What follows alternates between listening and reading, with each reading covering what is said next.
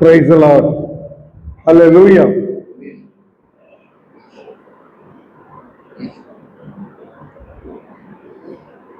நேற்றைய நாளிலும் கூட தேவனுடைய வார்த்தையினுடைய ஒரு ஆரம்ப நிலையை குறித்து நாம் வாசித்தோம். மத்தேயு எழுதின சுவிசேஷம் 5ஆம் அதிகாரம் 8ஆம் வசனத்தின்படி, இருதயத்தில் சுத்தமுள்ளவர்கள் பாக்கியவான்கள், அவர்கள் தேவனை தரிசிப்பார்கள். 3 காரியங்களை மறுபடியும் ஞாபகப்படுத்துகிறேன். இருதயத்தில் சுத்தமுள்ளவர்கள் அல்லது பரிசுத்தம் உள்ளவர்கள்.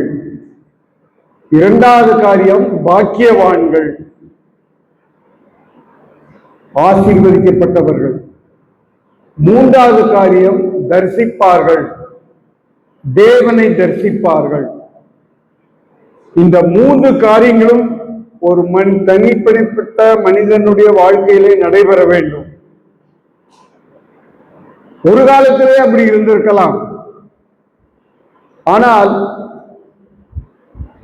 நாம் இயேசு கிறிஸ்துவோடு அல்லது நம்முடைய மரணத்திற்கு பிற்பாடு நம்முடைய ஆவி ஆத்மா தேவனோடு சேரும்போது குற்றமற்றதாக இருக்க வேண்டும் என்பதாக பரிசுத்த பவுல் குறிப்பிடுகிறார். ஆகவே இந்த ஜீவியத்திலே மனிதனுடைய வாழ்வு நிலையற்றதாக இருக்கிறது. ஆவிக்குரிய வாழ்வும் அப்படித்தான் இருக்கிறது. ஒரு காலத்திலே பிரகாசிக்கப்பட்டிருக்கிறார்கள், ஒரு காலத்திலே தேவனுக்கு சாட்சிகளாக, உயிர் உள்ளவர்களாக, தேவனுடைய வார்த்தைகளை கொடுக்கிறவர்களாக, தேவனுடைய அற்புதங்களை பார்த்தவர்களாக இருக்கலாம். காரியம் என்னவென்றால், இன்று நம்முடைய நிலைமை என்ன? 20 வருஷத்துக்கு முன்னாலே ரட்சிக்கப்பட்டேன், 30 வருஷத்துக்கு முன்னாலே ரட்சிக்கப்பட்டேன், 50 வருஷமாக ரட்சிக்கப்பட்டேன். ஆனால் இந்த இருதயம் சுத்தமாயிருக்கிறதா?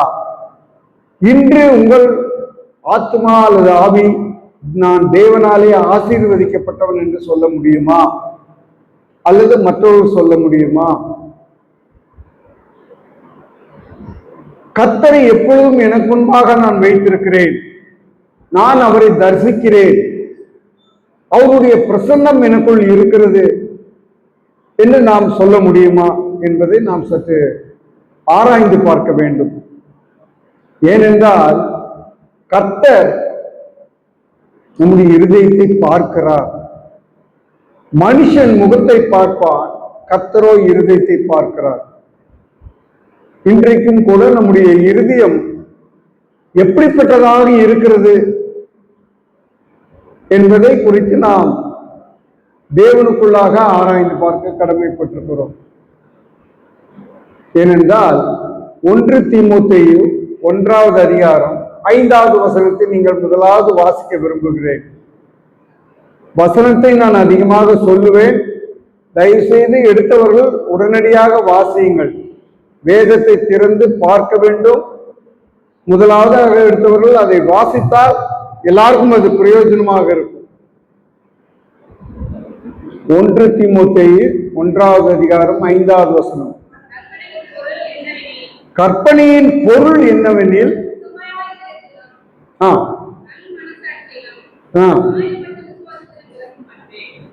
மாயமற்ற விசுவாசத்திலும் பிறக்கும் அன்பே. கற்பனையின் பொருள் என்னவெனில் சுத்தமான இருதயம் என்று பரிசுத்த பவுல் குறிப்பிடுகிறார். தேவனுடைய பிள்ளைகளுக்கு அதை சொல்லுகிறார். இருதயம் சுத்தமாக இருக்க வேண்டும் என்பது தேவனுடைய சித்தம். தேவனுக்கு பிடித்தமானது இருதய சுத்தம். ஆகவே இன்றைக்கு இருதயம் எப்படி சுத்தமாக இருக்கிறதா என்பதுதான் இந்த தியான கூட்டத்தினுடைய முக்கியமான பொருள். கர்த்தர் இருதயத்தை பார்க்கிறார் என்று சொல்லி, நாம் ரட்சிக்கப்பட்ட காலத்திலே அநேகர் நாம் எல்லாருமே ரட்சிக்கப்பட்டிருக்கிறோம் என்று நான் நம்புகிறேன். ரட்சிக்கப்படாவிட்டாலும் இந்த செய்தி எல்லாருக்கும் பொருந்தும். கர்த்தர் எல்லாருடைய இருதயங்களை பார்க்கிறவர் என்பதனாலே. ஆகவே ரட்சிக்கப்பட்ட போது நம்முடைய இருதயம் எப்படி இருந்தது? நீங்கள் 1 சாமுவேல் 16ஆம் அதிகாரம் 18வது வசனத்தை வாசிக்க விரும்புகிறேன். 1 சாமுவேல் 16ஆம் அதிகாரம் 18வது வசனம்.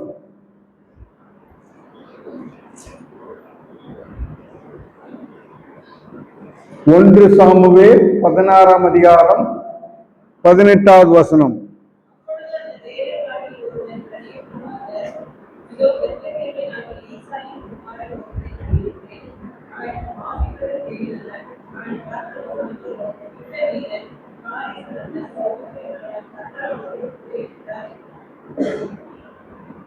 இன்னொருவர் வாசிக்கலாம் கொஞ்சம் சத்தமா.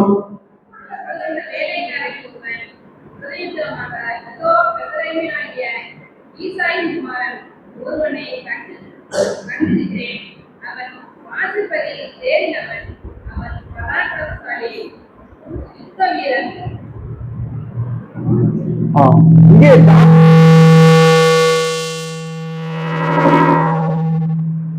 தாவீது ராஜாவாகிறதுக்கு முன்பாக அவன் எப்படிப்பட்ட ஒரு வாலிபனாக இருந்தான்,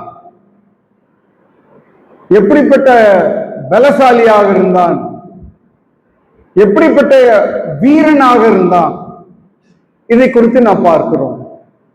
தேவ வசனம் அவனுடைய இளமையான காலத்திலே, மேய்ப்பனாக தெரிந்த காலத்திலே அப்படிப்பட்ட ஒரு மனிதனாக இருந்தார். இன்னும் கூட ஒரு வசனத்தை வாசிக்கலாம். அதே 1 சாமுவேல் 17ஆம் அதிகாரம் 45வது வசனம். 1 சாமுவேல்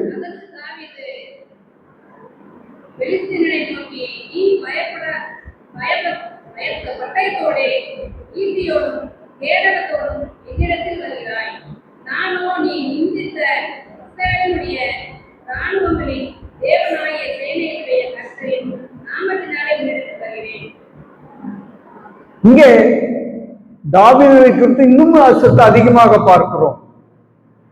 இஸ்ரவேலின் தேவனாகிய சேனைகளின் தேவனாகிய கர்த்தர் அவருடைய பரிசுத்த நாமத்தின் மேலே நான் வருகிறேன். கர்த்தரினுடைய நாமம், the name of the Lord, I am that I am என்று சொல்லப்பட்டவருடைய நாமத்தினாலே நான் வருகிறேன் என்று ஒரு பெரிய பெலிஸ்தியன் கோலியாத்துக்கு முன்பாக தாவீது வருகிறார். அப்படிப்பட்ட ஒரு வீரன். இன்னொரு காரியத்தை நீங்கள் வாசிக்கலாம். அப்போஸ்தலர் 13ஆம் அதிகாரம் 22வது வசனம். அப்போஸ்தலர் 13வது அதிகாரம் 22வது வசனத்தை வாசியுங்கள்.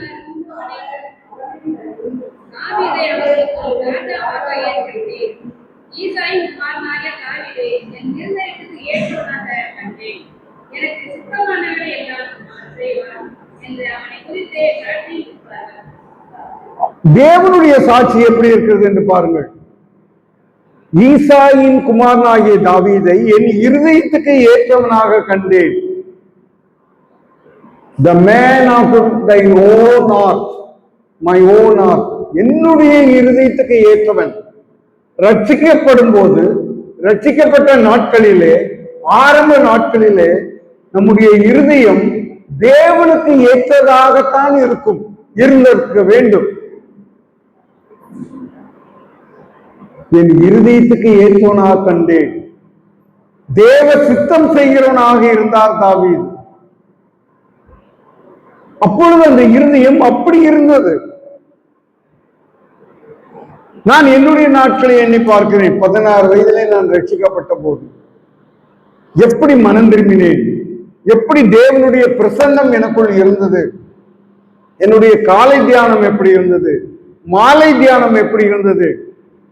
அந்த மாலை தியானத்திலே ஜெபிக்கும் போது இருதயம் எப்படி இருந்தது. 50 வருடம் 53 வருடங்கள் ஆகிவிட்டது. ஆனால் இன்றைக்கு அந்த மாலை தியானமோ காலை தியானமோ அல்லது மற்ற நேரமோ தேவன் என்னை குறித்து சாட்சி கொடுக்க முடியுமா? என் இருதயம் எப்படிப்பட்டதாக இருக்கிறது? என்பதை நான் ஆராய கடமைப்பட்டிருக்கிறேன். என் இருதயத்துக்கு ஏற்றவன், தேவ சித்தத்தை செய்தவன் எப்பொழுது? ஆரம்ப நாட்களிலே. ஏன்? ராஜாவாக இருந்த நாட்களிலும் கூட.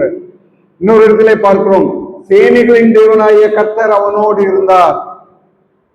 தாவீது நாளுக்கு நாள் விருத்தி அடைந்தான். நல்ல ஆசீர்வாதமான வாழ்க்கை, நல்ல பலமுள்ள வாழ்க்கை. இதெல்லாம் சில நாட்கள், சில வருஷங்கள், ராஜாவாகி சில வருஷங்கள். நான் சொன்னேன், இருதயம் நிலையானது அல்ல. ஆவிக்குரிய வாழ்க்கையிலே ஏற்றத்தாழ்வுகள் வருகிறது, ஆவிக்குரிய வாழ்க்கையிலே சோர்வுகள் வருகிறது. ஏன்? ஆவிக்குரிய வாழ்க்கையிலே பாவம் வருகிறது. ஒரு நாள் பார்க்கிறான், ராஜாக்கள் யுத்தம் பண்ணக்கூடிய காலத்திலே அவன் உப்பரிகையின் மேல் ஏறி பார்க்கும் பொழுது ஒரு குளித்துக் கொண்டிருந்த ஒரு ஸ்திரீயை பார்க்கிறான். அவன் கண்களிலே பார்க்கிறான், இருதயத்திலே இச்சை இருக்கிறது.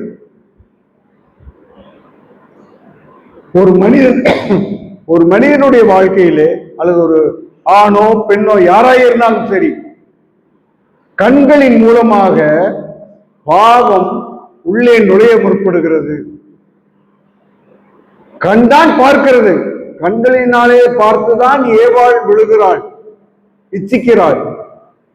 ஆனால் அநேகர் சொல்லுவார்கள் அல்லவா, நான் பார்த்துட்டேன், அது படைக்காம இருந்திருக்கலாம். அதே மாதிரி என்னுடைய வாழ்க்கையில நான் பார்த்துட்டேன், என் கண்ணை படிக்காம இருந்திருக்கலாம், நான் பாவம் செஞ்சுட்டேன், பாவம் செய்யறதுக்கு தூண்டப்பட்டு. கண்ணு பாவம் செய்யறதுக்கு முன்னால கண்ணு பார்க்கத்தான் செய்கிறது. It's an instrument or it is a way the sin wanted to enter into your heart. இருதயம் தான் நடத்துகிறது.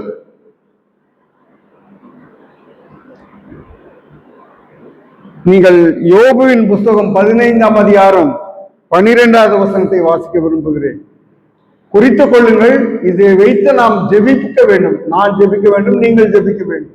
யோபுவின் புஸ்தகம் 15ஆம் அதிகாரம் 12வது வசனத்தை வாசியுங்கள்.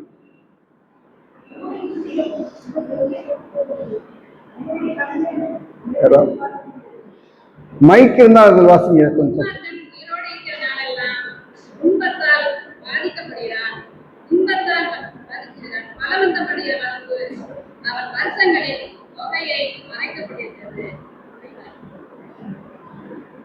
யோபு 15:12 ஆன் பண்ணிக்குங்க. அதான்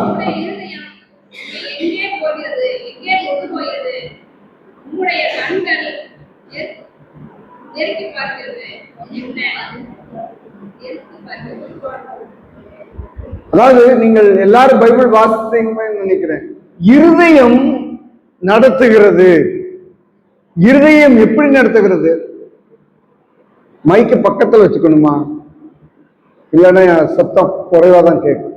வாசிக்கிறவர்களுக்கு சொல்லுகிறேன், இருதயம் நடத்துகிறது. ஒரு மனிதனை இருதயம் தான் நடத்துகிறது.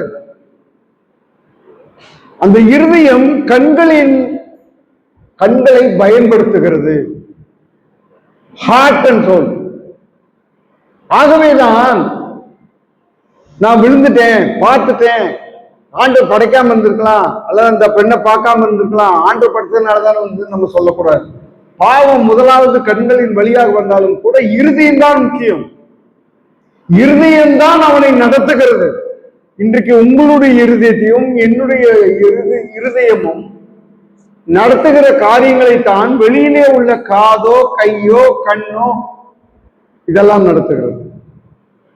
இன்னொரு இடத்துல நம்ம ஆத்மாவை வழிநடத்துகிறது. ஆத்மா என்று சொன்னால் நம்முடைய நாலேஜ், நம்முடைய அறிவு, நம்முடைய உணர்வு, நம்முடைய திட்டமிடுதல், டிசிஷன் மேக்கிங், தீர்மானிக்கிற சகல காரியங்களையும் இருதயம் தான் என்ன செய்கிறது? வழி நடத்துகிறது என்பதை நாம் புரிந்து கொள்ள வேண்டும். யோபு பக்தன் அதை அழகாக சொல்லுகிறார்.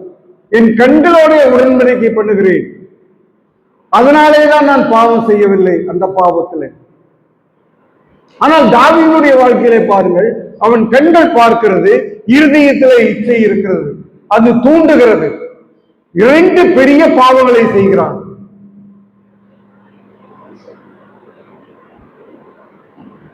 இரண்டு மிகப்பெரிய கற்பனைகளை அவர் உடைக்கிறார்.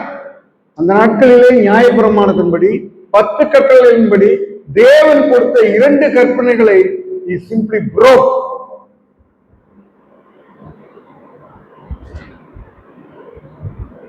Do not murder.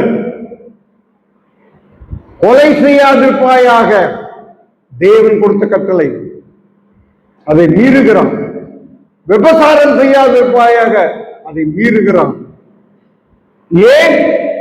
இருதயத்திலே இருந்து புறப்பட்ட ஒரு காரியம் கண்களின் வழியாக போய் பார்க்கிறது, அவனை தீட்டுப்படுத்துகிறது.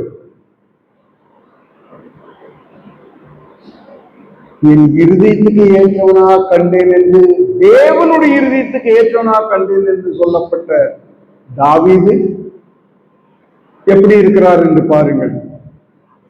அவர்களுடைய அறிமுகத்தை குறித்து முதலாவது நாம் பார்த்தோம்.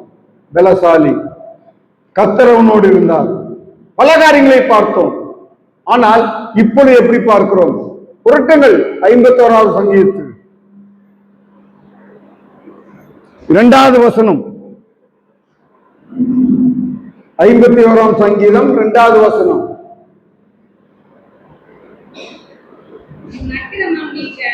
மைக்கை யூஸ் பண்ணுமா? என் அக்கிரமம் நீங்க என்னை முற்றிலும் கழுவி. அடுத்த வசனம். என் மீறுதல்களை நான் அறிந்திருக்கிறேன், பாவம் எப்பொழுதும் எனக்கு முன்பாக நிற்கிறது. தேவரீர் ஒருவருக்கே விரோதமாக நான் பாவம் செய்து உம்முடைய கண்களுக்கு முன்பாக பொல்லாங்கானதை நடப்பித்தேன். தேவனுடைய கண்களுக்கு முன்பாக பொல்லாங்கானதை நான் நடப்பித்தேன். சேனைகளின் தேவனாய கர்த்தருடைய நாமத்தினாலே வந்தவன் இப்பொழுது என்ன கதறுகிறான்? என் அக்கிரமம் நீங்க. கிரமமான வாழ்க்கை இருக்க வேண்டிய இடத்துல அக்கிரமமான வாழ்க்கை இருக்கிறது. அநேகருக்கு அது தெளிவில்லை. விசுவாசிகளாக இருந்தவர்களைத்தான் நான் சொல்லுகிறேன். ஒரு நாளிலே ஒப்பு கொடுத்தோம், வாலிபர்களாக இருக்கும்போது ஒப்பு கொடுத்தோம். ஆனால் இன்றைக்கு கிரமமான வாழ்க்கை இல்லை. அநேகருடைய குடும்பத்திலே கிரமமான வாழ்க்கை இல்லை, அக்கிரமங்கள் இருக்கிறது. ஏன்? இருதயம் மாறிவிட்டது. ரட்சிக்கப்பட்டமா ஒரு காலத்துல, பரிசுத்தமா இருந்தமா ஒரு காலத்துல, பிரசங்கம் பண்ணமா ஒரு காலத்துல. ஏன் இப்பொழுதும் கூட பிரசங்கம் பண்ணுகிறோம், தேவனுடைய வசனத்தை சொல்லுகிறோம். ஏரோது பிரசங்கிக்கவில்லையா? ஏரோது தேவனுடைய வார்த்தையை சொல்லவில்லையா? மக்கள் அவனை புகழவில்லையா? முடிவு என்ன? அதுதான் முக்கியம். இருதயம் சரியில்லாமல், இருதயம் தேவனோடு சரியில்லாமல், மனிதரோடு சரியில்லாமல் நாம் எந்த காரியத்தை செய்தாலும் அது அக்கிரமம். தேவனுடைய கற்பனைகளை மீறுவது பாவம். நான் சொல்லவில்லை, தேவனுடைய வசனம் அப்படித்தான் சொல்லுகிறது. ஆகவே என்ன ஆகிறது? தாவீதினுடைய இருதயம் அசுத்தமாகிவிட்டது. தாவீதினுடைய இருதயத்திலே அக்கிரமம் நுழைந்து விட்டது. என்ன செய்தான் அவன்? 10ஆம் வசனத்திலே பாருங்கள், 51ஆம் சங்கீதம்.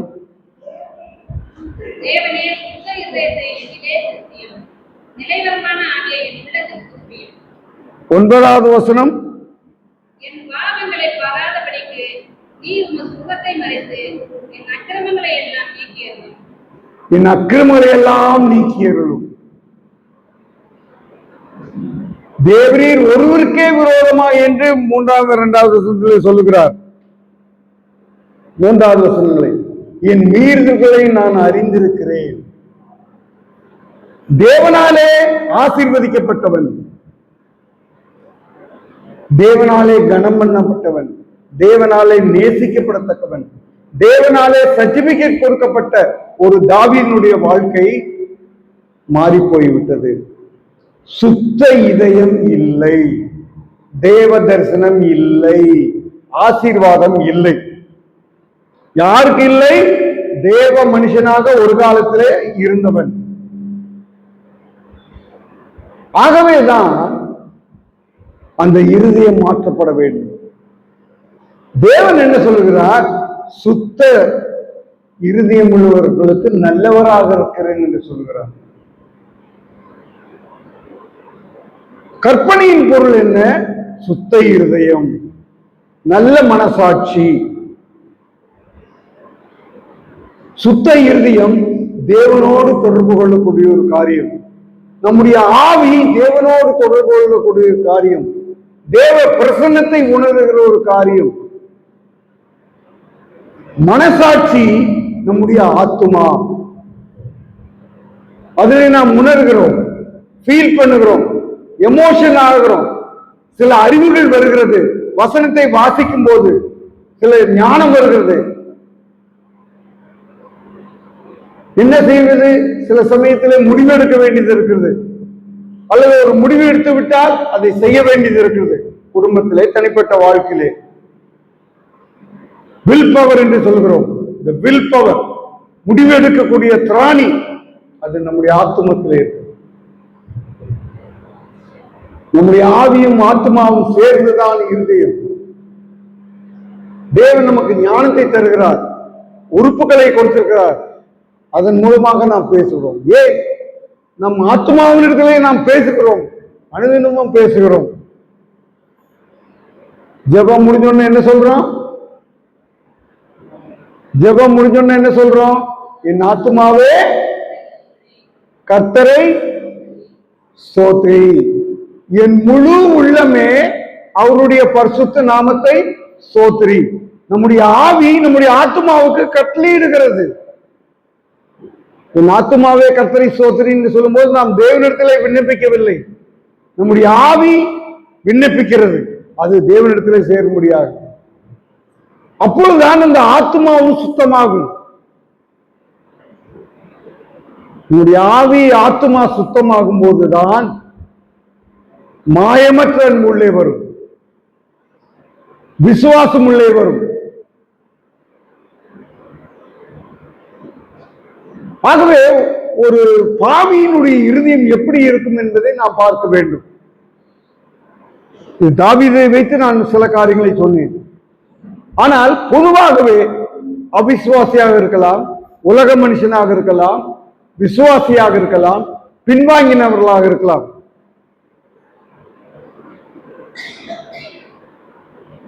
தேவனுடைய வார்த்தை வருகிறது, வசனத்தின் மூலமாக வருகிறது. How the sinners are, what is the nature of the sinners are, ஒரு பாவியினுடைய இருதயம் எப்படி இருக்கும்? நீங்கள் உபாகமம்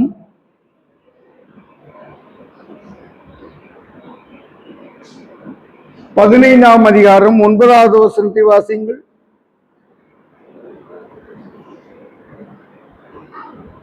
உங்களுடைய இருதயத்தினுடைய வகைகளை குறித்து நான் சொல்ல போகிறேன்.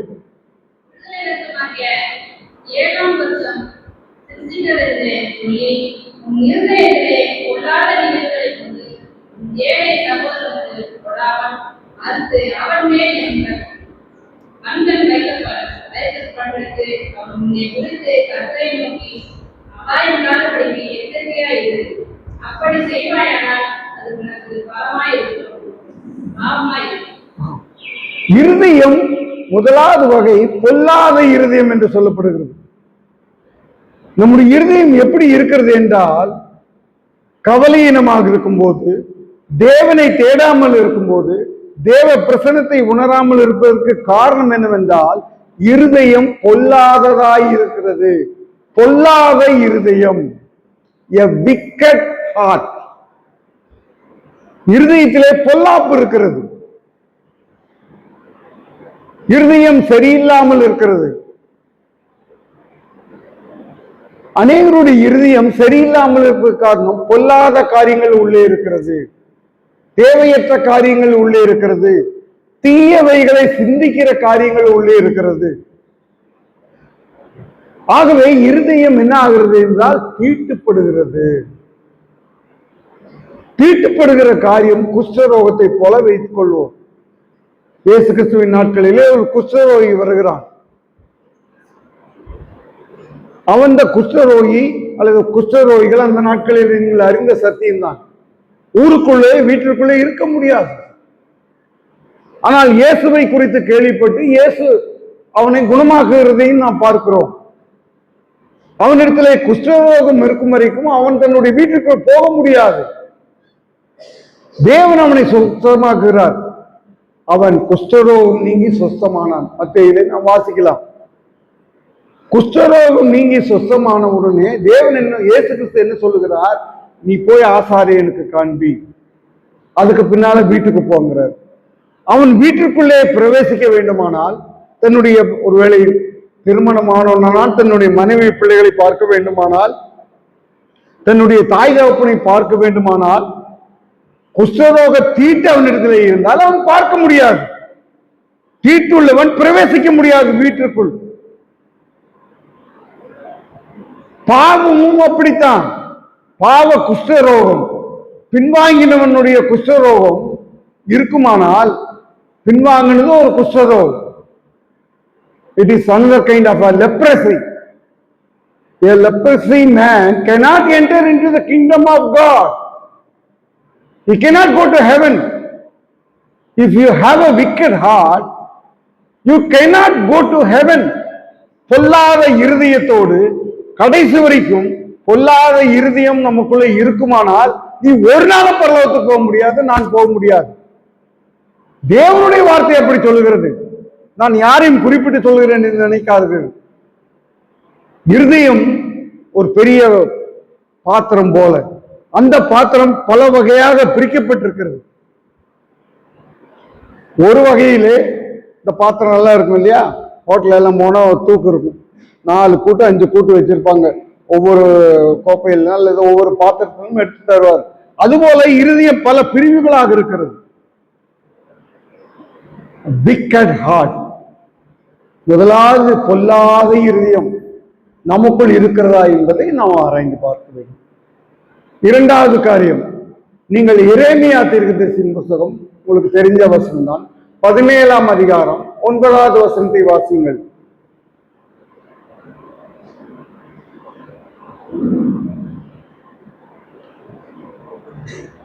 எரேமியா தீர்க்கதரிசியின் புத்தகம்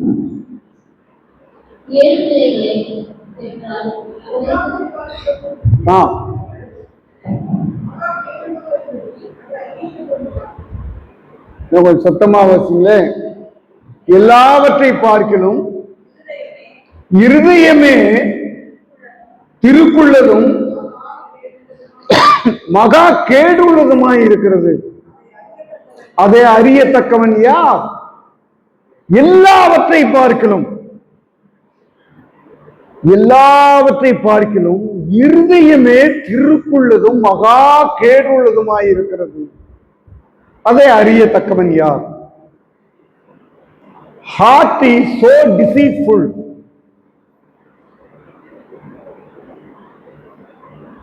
பொல்லாத இருதயம் என்று சொன்னேன்.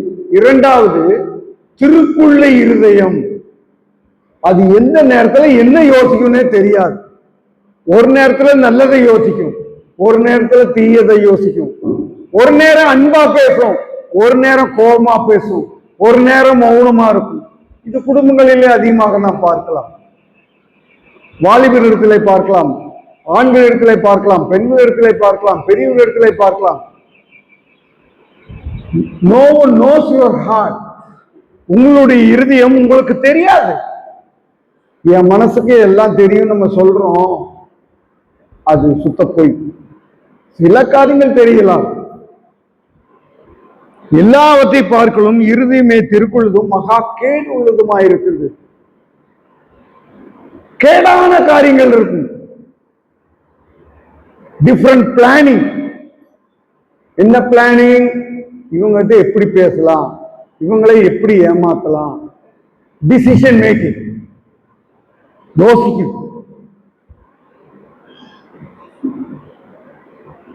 பழைய ஏற்பாட்டிலே நாம் வாசிக்கிறோம் அல்லவா, அவன் திராட்சை தோட்டத்தை எனக்கு வேணும்.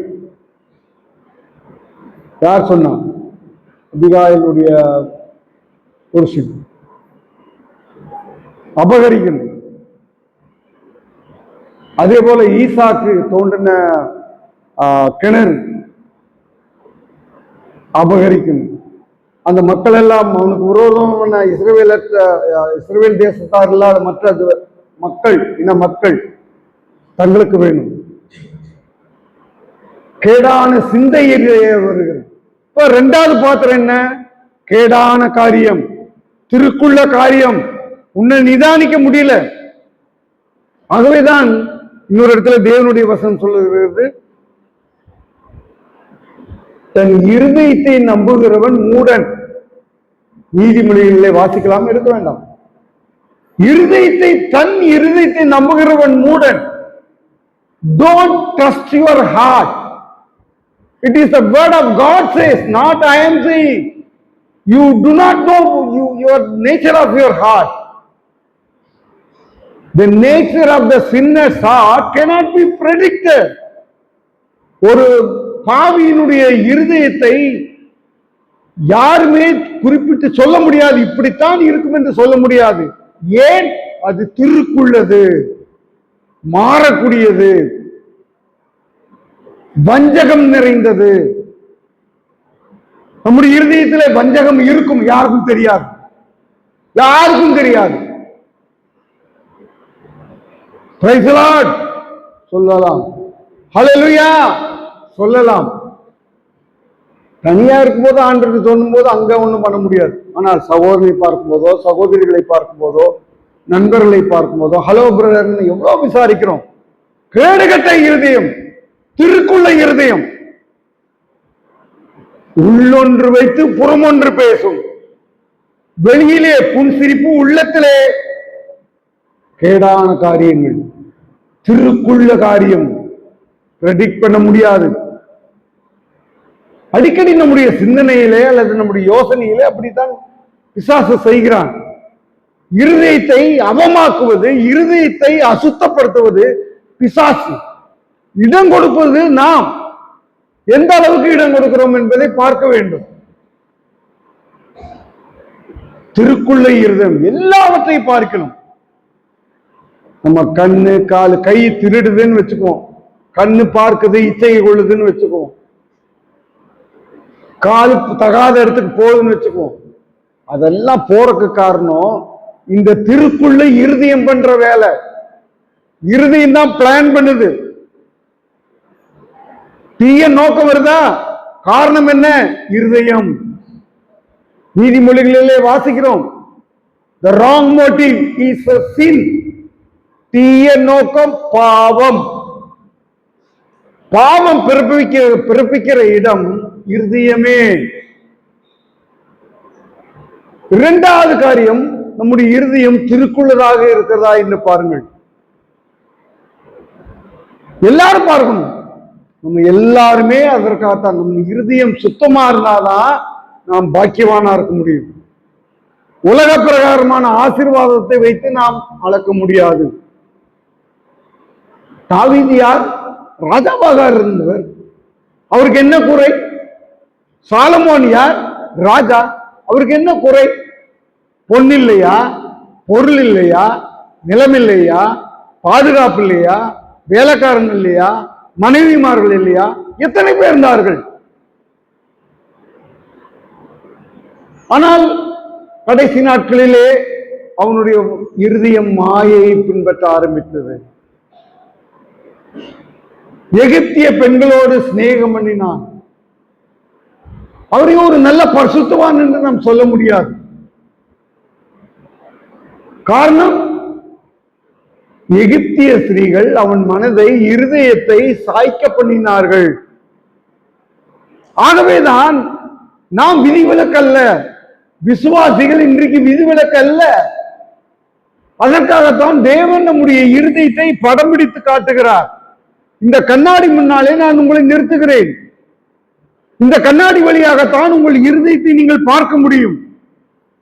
மற்றபடி என்ன சொல்லணும்? நம்முடைய இருதயம், நீ நல்லவன், தேவனுடைய கிருபை இருக்குது, தேவனுடைய கிருபினாலே எனக்கு ஒரு நன்மை இருக்குது, தேவன்கிட்ட ஜெபம் பண்ண எனக்கு பணம் கிடைச்சது, தேவன்கிட்ட ஜெபம் பண்ண எனக்கு சோகம் கிடைச்சது, தேவனிடத்துல ஜெபம் பண்ண எனக்கு இப்படி ஒரு நல்ல காரியம் நடக்குது, என் வீட்டுல நல்ல காரியம் நடக்குது, என் பிள்ளைங்க நல்லா இருக்காங்க, என் வீட்டுக்காரர் நல்லா இருக்காரு, என் வீட்டுக்காரி நல்லா இருக்கா, எல்லாம் இருக்கும்.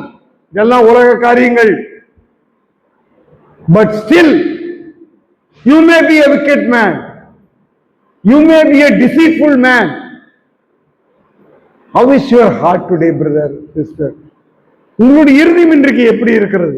என்னுடைய இருதயம் எப்படி இருக்கிறது? Man looks the path, but God looks the heart. தேவ வார்த்தை அது. இன்னொரு இருதயம் எப்படி இருக்குது என்று பாருங்கள். ரோமருக்கு எழுதின நிருபம் 1வது அதிகாரம் 21வது வசனம்.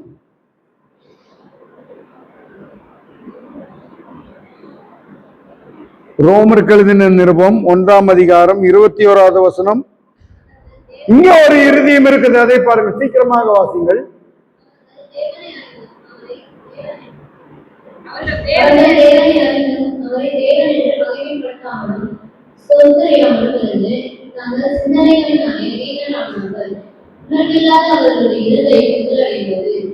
உணர்வில்லாத இருதயம், உணர்வே இல்லை. தேவனை அறிகிறார்கள், வேதத்தை அறிகிறார்கள், பாடல்களை பாடுகிறார்கள், ஊழியங்களை செய்கிறார்கள், உபதேசங்களை பண்ணுகிறார்கள், ஏன் நல்ல கனவுகளை காண்கிறார்கள், சொப்பனங்களை காண்கிறார்கள். ஆனாலும் அநேகருடைய வாழ்க்கையிலே இதை நான் பார்க்கலாம், உணர்வில்லாத இருதயம். இன்றைக்கு இதுதான் மிகப்பெரிய பிரச்சனையாக இருக்கிறது. தேவ வசனத்தை கேட்டும் உணர்வே இல்லை. மூன்றாவது வகையான இருதயம் உணர்வற்ற இருதயம். எல்லாம் இருக்கும், உணர்வு இல்லையே. தேவனை பற்றி அறிவு இருக்குது, தேவனை அறிவில்லையே. தேவ சித்தம் செய்யணும்னு தெரியும், உணர்வில்லையே. விசுவாசிக்கணும், உணர்வில்லையே. வஞ்சகாவி இருக்குது, உணர்வில்லையே.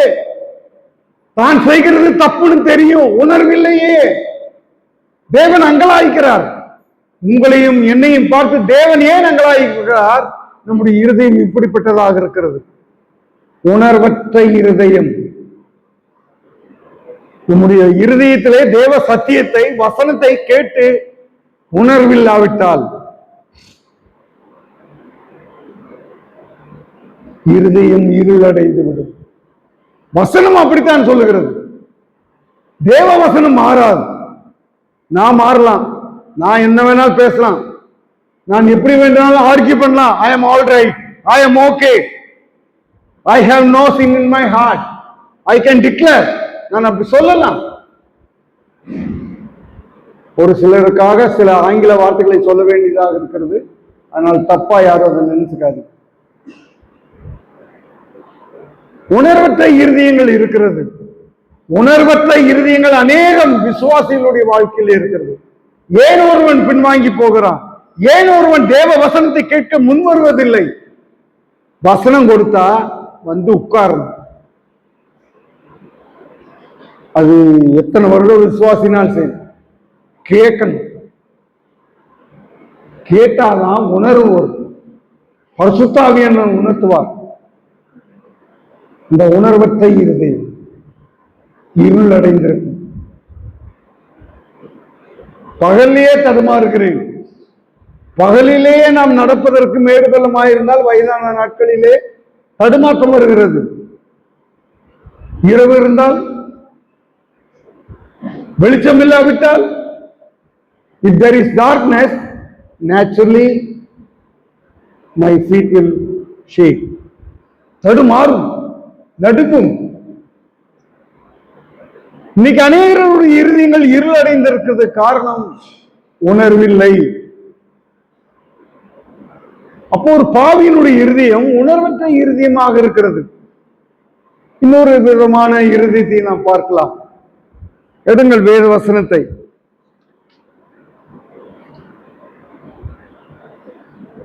எசேக்கியேலின் புஸ்தகம் 11ஆம் அதிகாரம் 19வது வசனம். எசேக்கியேல் புஸ்தகம் 11ஆம் அதிகாரம் 19வது வசனம். வேகமாக போவோம். மைக்க கொஞ்சம் சத்தமா பேசுமா.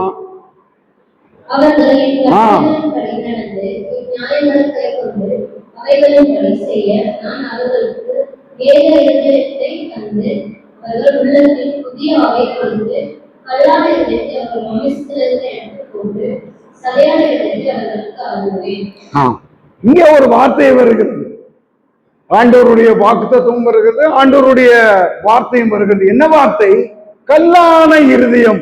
இன்னொரு இருதயம், ஒரு விதமான இருதயம். எப்படிப்பட்ட இருதயம்? கல்லான இருதயம். 4வது வகை கல்லான இருதயம், ஸ்டோனி ஹார்ட். என்ன பிரசங்கம் பண்ணாலும் அது உள்ளேயே போகாது. ஏன்? இருதயம் கல்லா போச்சு. இருதயம் கல்லாயிடுச்சு. கேட்டு கேட்டு கேட்டு கேட்டு கேட்டு கேட்டு தேவ வசனம் அது என்றைக்கும் புதிதாகி கொண்டே தான் இருக்கும், நம்மை புதுப்பிக்கத்தான் இருக்கிறது. அநேகருடைய இருதயங்கள் கல்லாக இருக்கிறது, கல்லை போல இருக்கிறது. கல்லான இருதயத்திலே எதை ஆண்டவர் எதிர்பார்க்கிறார்? எதை எதிர்பார்க்க முடியும்? தேவன் வாக்கு பண்ணுகிறார், சதையான இருதயத்தை தருவேன் என்று. அதை நாம் பிற்பாடு பார்க்கலாம். கல்லான இருதயம், stony heart, nothing good break. உளிய வச்சு நான் கொத்தினாலும் போகாது. தேவ ஆவியின் பட்டயம் வர வேண்டும்.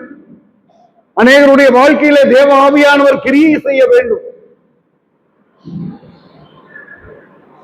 தேவன் இருதயத்தை உடைக்க வேண்டும், இந்த பாறையை பிளக்க வேண்டும். என்னுடைய இருதயம் எவ்வளவு கல்லா இருக்குன்னு நம்ம யோசிக்கணும். நான் யோசிக்கணும். கல்லான இருதயம் தேவனை ஏற்றுக்கொள்ளாது. உணர்வில்லாத இருதயம் இருள் அடையும். வாழ்க்கையில எல்லாம் இருள், தோல்விகள், கஷ்டங்கள், சாபங்கள். ஒண்ணும் விளங்காம போறதுக்கு காரணம் என்ன? உணர்வில்ல, ஒளி இல்ல, எல்லாம் இருள் வந்துருச்சு. உலக பிரகாரமாக என்ன செய்யறோம்? இமிட்டேஷனை பார்க்க போறோம். இமிட்டேஷன் என்ன? டூப்ளிகேட் ஏதாவது கிடைக்கான்னு பார்க்க போறோம். சமாதானத்தையும் அப்படித்தான் மக்கள் தேடுகிறார்கள். ஆட்டம், பாட்டம், கொண்டாட்டம், எங்க உற்சாகமான பாட்டு, எங்க ஆரவாரம், எங்க நல்ல நடனம் ஆடி வொர்ஷிப் பண்றது, அது பாடிக்கோட சரி, இருதயத்திலிருந்து வராம. Praise and worship, praise and singing, praise and thanksgiving, நல்ல காரியம் தான். வார்த்தைகள் எல்லாம் தேவ வார்த்தைகள் தான். ஆனால் நடப்பது என்ன? ஆலயங்களிலே, தனிப்பட்ட இடங்களிலே நடப்பது என்ன? ஆட்டம் இருக்கிறது, கண்களை மூடுகிறார்கள், கைகளை தட்டுகிறார்கள், எல்லாம் வாயிலே இருந்து வருகிறது. ஆனால் அந்த பிரைஸ் வொர்ஷிப் எல்லாம் முடிஞ்சிட்டு பிற்பாடு ஆலயத்துல எத்தனை பேர் தேவ பிரசங்கத்தை, வார்த்தைகளை கேட்க விரும்புகிறார்கள், உட்காருகிறார்கள். 20 நிமிஷம் ஆச்சா? சிஎஸ்ஐ சர்ச்சில் எல்லாம் 20 நிமிஷம் ஆச்சுன்னா, 25 நிமிஷம் ஆச்சுனாக்கா முறுமுறுப்பு வந்துடும். பெந்தகோஸ்தே சர்ச்சில் ஒரு 3/4 மணி நேரத்துக்கு மேல போனா அங்க முறுமுறுப்பு வந்துடும். நம்ம ஃபெல்லோஷிப்ல 1 மணி நேரத்துக்கு போனா எத்தனை பேர் என்ன பண்ண போறீங்களோ தெரியல. ஏன்? இருதயம் கல்லா இருக்குன்னு அர்த்தம். ஏற்கனவே கேட்டதானே, ஏற்கனவே பார்த்ததானே, எனக்கு புதுசா, இவர் என்ன புதுசா சொல்றாரு? அப்படி எல்லா அஜ்ஞானம். தாவீதின் இருதயம் 1 வருஷம் கல்லா இருந்துச்சு. விளையாட்டுக்கு சொல்லவில்லை. தாவீதினுடைய 1 வருஷம் புள்ளைய அடிச்சாரு. பத்சேபாளுக்கு பிறந்த பிள்ளையை தேவன் அடித்தார். தேவன் எடுத்துக்கொண்டார், கதறினார். கல்லான இருதயம் மாறுச்சு. நம்ம ரொம்ப அப்படித்தான் இருக்கிறோம். ஒரு வருஷம் அப்படியே தான் இருக்கிறோம். எத்தனை சகோதரர்கள், வாலிபர்கள், வாலிப பெண்கள் தேவ வசனத்தை கேட்பதற்கு உள்ளே வருகிறார்கள். ஏன் வர மனதில்லை? ஏன் அவாய்ட் பண்றாங்கன்னா, இறுதி கல்லா இருக்கு, இருதயத்துல உணர்ச்சி இல்லை. காலில் உணர்ச்சி இல்லைனாவே நடக்கிறதுக்கு கஷ்டமா இருக்கு. இருதய உணர்ச்சி இல்லைன்னா எப்படி தேவனுடைய பாதையிலே நடப்பது? அனைவருக்கு வாலிபர்கள், பெரும்பாலான வாலிபர்கள் நன்றாக ஆவியிலே இருக்க வேண்டும், ஒரு கூட்டத்தை கூட்ட வேண்டும், நல்ல ஆர்கெஸ்ட்ரா போடணும், எல்லாம் நல்லதுதான், நம்ம வேண்டானே சொல்ல, எதையும் நாம் தவிர்ப்பதில்லை, விரும்புகிறோம். ஆனால் விதை தேவனுடைய வசனம். வசனத்தை கேட்காதவர்கள், வசனத்தை ஏற்றுக்கொள்ளாதவர்கள், ஏற்றுக்கொள்ள முன்வராதவர்கள், தேவ வசனம் எங்கடா கொடுக்கப்படும், எப்படா போய் கேட்போம், அவர்களுக்கு ஏற்ற மாதிரி பிரசங்கம் பண்ண தேவன் விட மாட்டார். அவர் தேவன் எப்படி பிரசங்கம் பண்ணணும்னு நினைக்கிறாரோ அதைத்தான் பண்ண முடியும். மனுஷனை பிரியப்படுத்துவதற்கு நான் மனுஷ பிரியன் அல்ல. தேவன் என்ன சொல்லுகிறாரோ அதுதான். ஆண்டவர்கிட்ட நாவை ஒப்பு கொடுத்தாச்சு, இருதயத்தை ஒப்பு கொடுத்தாச்சு, நீங்க என்ன பேசுங்களோ பேசுங்க ஆண்டவரே. அது 4:30 மணிக்கு எழுந்து ஜெபம் பண்ணாலும் சரி, 5:30 எழுந்து ஜெபம் பண்ணாலும் சரி, எவ்வளவு கண்ணீர் வருதோ, எவ்வளவு இருதயம் உடையதோ, எவ்வளவு மேல கையை தூக்க முடியுமோ அவ்வளவு தூக்கி ஜெபித்துக்கிறோம். என் வாயில வார்த்தையை போடுங்க ஆண்டவரேன்னு தான் கேட்டுட்டு வர்றோம். ஆனாலும் வாலிபர்களுக்கு இருக்க பிடிக்கவில்லை. ரிட்ரீட் ஆச்சு, இருப்போம் 3 நாள் அல்லது நல்லா சொன்ன 2.5 நாள் தான் நமக்கு. 2.5 நாள் தேவ செய்தி கேட்போம், ஃபுல்லா கேட்போம், ஃபுல்லா ரிட்ரீட் அட்டெண்ட் பண்ணுவோம், ஃபுல்லா தேவ வசனத்தை கேட்போம், மிஸ் பண்ணக்கூடாது. மற்ற காரியங்கள் நாளைக்கு கூட பார்த்துக்கலாம். இதை காட்டிலும் என்ன முக்கியம்? இருதையும் கல்லா போச்சு, இங்க இருக்க முடியல, உன்னால உட்கார முடியல, எப்படா வெளியே போவோம், எப்படா ஊரு சுத்த போவோம், இப்படியா நினைக்கிறோம். இருதயம் கல்லானாக்கா அப்படிதான் இருக்கும். இருதயத்துல உணர்வு இல்லைன்னா, தேவ உணர்வு இல்லைன்னா, பரிசுத்தாவியானவர் அவர் என்ன செய்வாரு?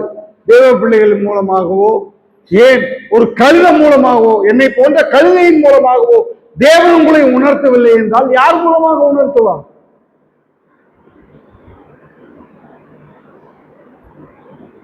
நான் இயேசுவை சுமக்க வேண்டிய கழுதை. என்னுடைய கத்துதல் உங்களுக்கு பிடிக்கலாம், பிடிக்காம இருக்கலாம், அதை குறித்து கவலை இல்லை. நீங்கள் எப்படி நினைத்தாலும் பரவாயில்லை. கல்லான இருதயத்தில் நீங்கள் எப்படி நினைத்தாலும் என்ன, தேவ ஆவியான ஒரு நாளிலே உணர்த்துவார், உடைப்பார். கடந்து செல்வோம். இன்னொரு விதமான இருதயத்தை பார்க்கலாம். அப்போஸ்தலர் நடபடிகள் 7ஆம் அதிகாரம் 51வது வசனம்.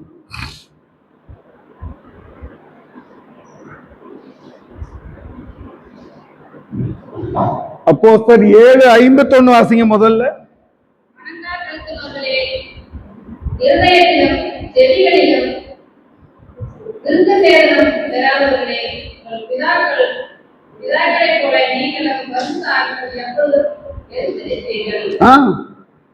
இங்க பாத்தீங்கன்னா என்ன வருது?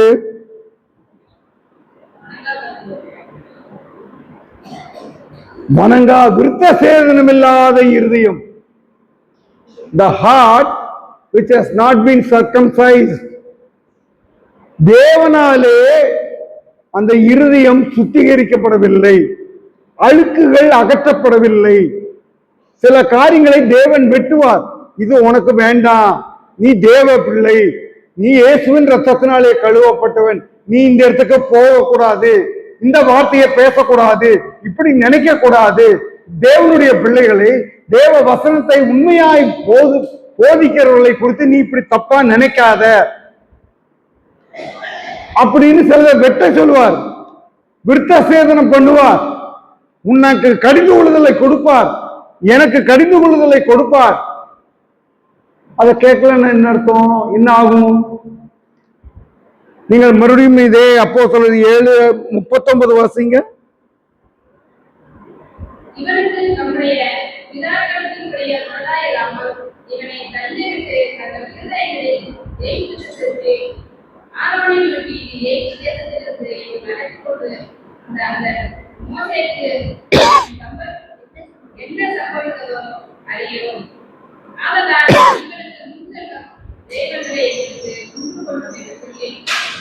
சரி, 39 தானே வாசிங்க. பின்வாங்கும் இருதயம். பிதாக்கள் பின்வாங்கினார்கள். இஸ்ரவேல் மக்கள் யார்? தேவன் தமக்கு தெரிந்து கொண்ட சொந்த ஜனம், ரட்சிக்கப்பட்ட ஜனம். எகிப்தின் நிந்தையிலிருந்து, எகிப்திலிருந்து விடுதலை ஆகி போகிறார்கள். செங்கடலை கடந்து போகிறார்கள். 6 லட்சம் ஆண்கள் அல்லது 6 லட்சம் பேருக்கு மேலான மக்கள், 12 லட்சம் சொல்றாங்க, சிலர் 20 லட்சம் சொல்றாங்க.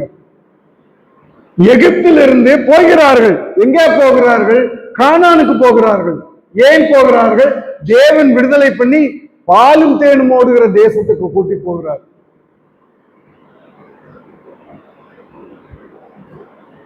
ஆனால் இஸ்ரவேல் மக்கள் எப்படி இருந்தார்கள்? அவர்கள் என்ன செய்கிறார்கள் என்றால், புறப்பட்டு சென்றார்கள், ரட்சிக்கப்பட்டார்கள், செங்கடலை கடந்தார்கள், நல்ல அற்புதங்களை கண்டார்கள். அப்புறம் என்னாச்சு? வனாந்தரத்தின் வழியாய் போக வேண்டியதாயிருச்சு. முன்னாலே பெரிய ஒரு தேவனுடைய மனுஷன் செல்கிறார், ஒரு பெரிய பாஸ்டர், ஒரு பெரிய ஆவிக்குரிய மனிதர், தேவ மகிமை கண்டவர். யார்? மோசே. கையில என்ன இருக்கிறது? கோல் இருக்கிறது. தேவனை முகமுகமாக பார்ப்பதற்காக, தரிசிப்பதற்காக சென்றவர். தேவனுடைய மகிமையை அவர் அணிந்து, அவரிடத்துல இருந்தது. அவருடைய மகிமையின் பிரகாசம் அவருடைய முகத்திலே காணப்பட்டது. நல்ல ஒரு லீடர் இருந்தார், நல்ல ஒரு தேவ மனுஷன். முன்னால போறார், இங்க ஃபாலோ பண்ண பின்பற்றுகிறார்கள். கால்கள் எங்கே போகிறது? மோசேயின் பின்னாக போகிறது. இட்ஸ் ஆல் ரைட், பர்பஸ் கரெக்டா தான் இருக்கு, முன்னாக்கி தான் சொல்றாங்க. they go march forward, march forward, forwarding. எங்கே? கானான். 2 பேர்த்த தவிர எவனும் போக முடியல. எகிப்தில இருந்து புறப்பட்டவர்கள். ஏன்? இருதயம் பின்வாங்கிடுச்சு. ஏன்? தங்கள் இருதயங்களிலே எகிப்துக்கு திரும்பினார்கள். இருதயம் எகிப்துக்கு, முகம் கானானுக்கு, இருதயம் எகிப்துக்கு, கால்கள் கானானுக்கு, மற்றதான் இருதயம் எகிப்துக்கு. எகிப்துல என்ன இருந்துச்சு? வெள்ளப்பூண்டு இருந்துச்சு, வெங்காயம் இருந்துச்சு. கேடுகட்ட ஜனமே என்று தேவன் வணங்கா கழுத்துள்ளவர்களே. இன்னைக்கு வாலிபர்கள் எப்படி இருக்கீங்க? பெரியவங்க எப்படி இருக்கும்? ஆண்கள் எப்படி இருக்கீங்க? பெண்கள் எப்படி இருக்கீங்க? வணங்கா கழுத்து இருக்கா? தேவனுடைய வசனம் தான் சொல்லுகிறது, வணங்கா கழுத்து உள்ளவர்களே, ரட்சிக்கப்பட்டவர்களே, பின்வாங்குற இருதயம் இருக்கா? போய் சொல்லுகிறார். அல்ல, மோசையோடு கூட போனவர்களும் இருந்தார்கள் சிலர். மோசை கூட தான் ஆண்டவர் பேசுவாரா? எங்களை வழி நடத்த மாட்டாரா? எங்களுக்கு ஆவிக்குரிய வாழ்க்கைன்னா என்னன்னு தெரியாதா? நல்லா தெரியும், நல்லா செய்யுங்க. ஆனா இருதயத்தை ஏன் எழுத்து கொண்டு போறீங்க? ஏன் காய்முகாரமா இருக்கீங்க? ஏன் பயங்கரமா இருக்கீங்க? கிறிஸ்துவின் சந்தோஷம் பொங்கி வழியுதா? இருதயத்திலே, உள்ளத்திலே இருந்து சந்தோஷமே இல்லை அநேகர்கிட்ட. காரணம் என்ன? பார்க்கணும், கல்லான இருதயமா, பொல்லாத இருதயமா, உணர்வற்ற இருதயமா, பின்வாங்குற இருதயமா?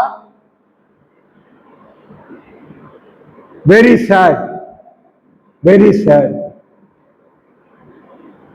They were not able to enter Canaan,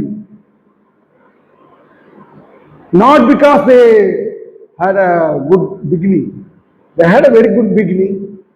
நல்ல ஆரம்பம் இருந்துச்சு, very good beginning. But the heart is not so deceitful. துருக்குள்ளதா இருந்துச்சு. They were marching towards Canaan, but never reached the Canaan. பரம கானானுக்கு உங்களையும் என்னை தேவன் அழைக்கிறார். ஜீவனோடு இருக்கும் போதே இருதயம் சரியா இல்லைன்னா சுத்த இருதயம் வரலன்னா, very very sorry to say that you will never never never enter heaven. Don't build imaginary palace. Don't talk against men of God. மோசே அவரும் பலவீனமான மனுஷன் தான். But God took him. Mind that God took him. தேவன் எடுத்துக்கொண்டார், தேவன் பரியல் பண்ணார். எதிர்த்தவங்க நிலம் பிளந்தது, அதுக்குள்ளதான் போனாங்க. யார்? இஸ்ரவேலர். யார்? எகிப்திலிருந்து கானானுக்கு புறப்பட்டவர்கள்.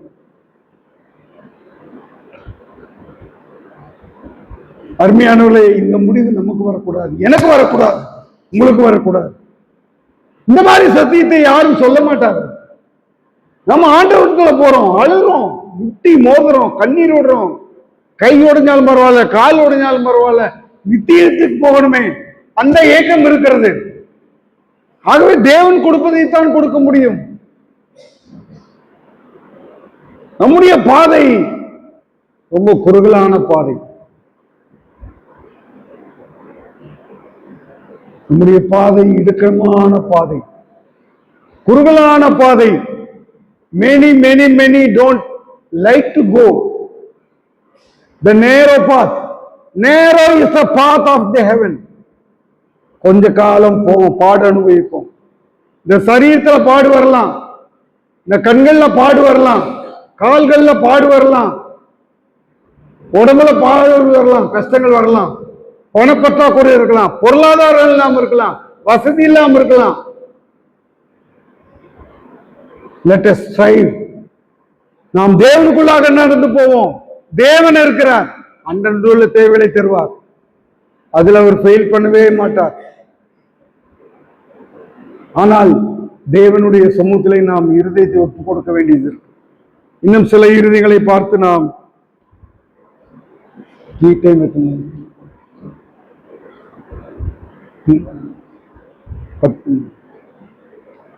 சரி,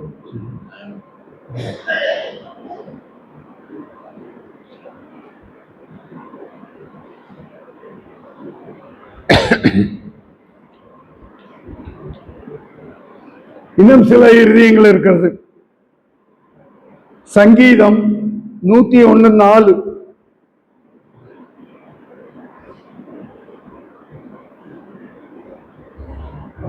சங்கீதம் 101:4.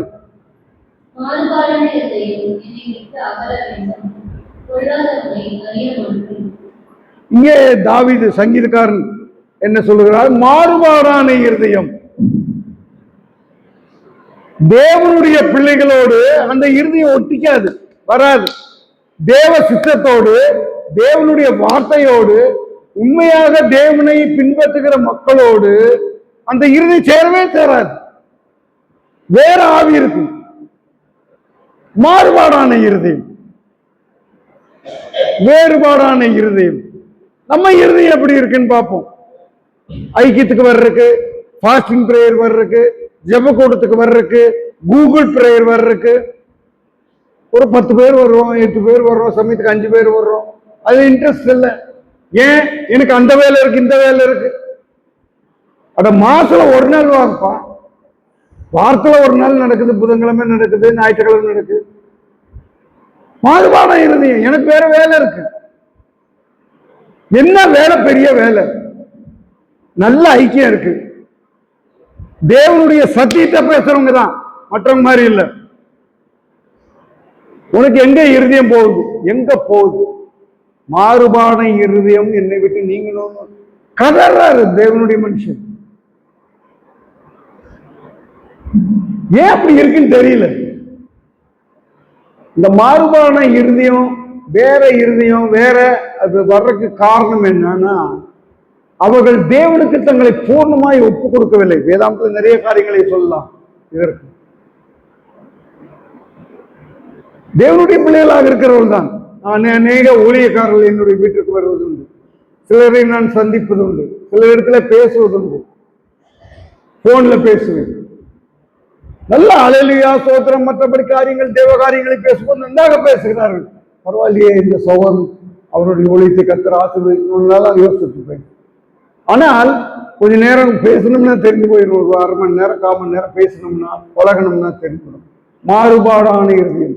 எப்படிப்பட்ட இறுதினா, ரட்சிக்கப்பட்டவங்களதான் இருந்தாங்க, இருப்பாங்க நிறைய பேர். அவிசுவாசிகளை குறித்து நான் அதிகமாக சொல்லவில்லை. விசுவாசிகளுக்குள்ளே கலைகள் பெருத்து விட்டது, அதைத்தான் சொல்லுகிறேன். கடைசியில் எங்கன்னா எங்க பணம் கிடைக்குதோ அங்க போயிடுவாங்க, எங்க வசதி இருக்கோ அங்கதான் போவாங்க. இந்த இடுக்கமான வாசலுக்கு வரமாட்டாங்க. என்னன்னு தெரியல. தேவன் கொடுத்தால் நல்லதுதான். முதல்ல இடுக்கம்தான் வரும், யாரா இருந்தாலும் சரி. அந்த இடுக்கமான வசவழியா போயிட்டு பிற்பாடு நமக்கு பரலோகத்தின் பாதை பெரிய பாதை. அப்பா வந்து நிப்பாரு, தேவதூதர்களை அனுப்பிச்சு விடுவாரு, அவங்க வந்து கூட்டிட்டு போவாங்க. அது மகிமையா இருக்குமா? இப்ப எல்லாரோட போயிடுறது, ஓட்டத்தோடு சொல்லுவாங்களே அந்த மாதிரி போறது. என்ன ஊழியம் அது? அட்டூழியம். நீ செய்யறது அட்டூழியம். உன் இருதயத்தை சரிப்படுத்தாம நீ என்ன ஊழியம் செஞ்சு என்ன பிரயோஜனம்? ஏன் இருதயம் சரியில்லாம நான் பேசி என்ன பிரயோஜனம்? தேவன் அதை பார்க்கிறார். நான் பேசுறது என்னங்கிறது தேவன் பார்க்கல, உள்ளத்துல என்ன இருக்குன்னு பார்ப்பார். என் முகத்தை பார்க்க மாட்டாரு, கருப்பா வெள்ளையா சவுப்பா ப்ளூவா, இதெல்லாம் அவருக்கு முக்கியம் இல்ல. சிவந்த மேனி இருந்தா என்ன, இல்லன்னா என்ன? உன் இறுதியும் தான் கெட்டு கிடக்குத, உன் இறுதியும் தான் மாறுபாடா யோசிக்குத. சிலர் ஒட்ட மாட்டாங்க தேவனுடைய பிள்ளைகளோட, மூத்த பிள்ளைகளோட, அனுபவசாலிகளோட அவங்க ஒட்ட மாட்டாங்க. ஏன்? அவங்க பட்ட கஷ்டத்தை சொல்லுவாங்க. இந்த பாதை தான் ரைட்டு, இப்படித்தான் முழங்கால் பண்ணி ஜெபம் பண்ணு, 1 மணி நேரம் ஜெபம் பண்ணு, எப்பா ஜெபம் பண்ணு, அம்மா ஜெபம் பண்ணு, ஜெபம் பண்ணுவாங்க. என்னத்தான் ஜெபம் பண்றது? இதையே கேட்பாங்க. ஏன் இப்படி வருது? உள்ள ஒண்ணு இல்ல, இருதயம் சுத்தம் இல்ல. சுத்தம் இருதயம் இல்லைன்னா எல்லாமே வீண் தான். இன்னொரு இருதயத்தை பார்ப்போம்.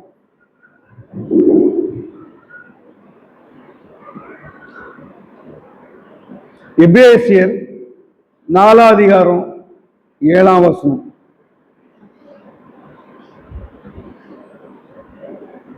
சாரி, எபிரேயர் என்று நினைக்கிறேன், வாசிங்கள். எபிரேயர் 4:7. சீக்கிரமாக வாசிங்கள்.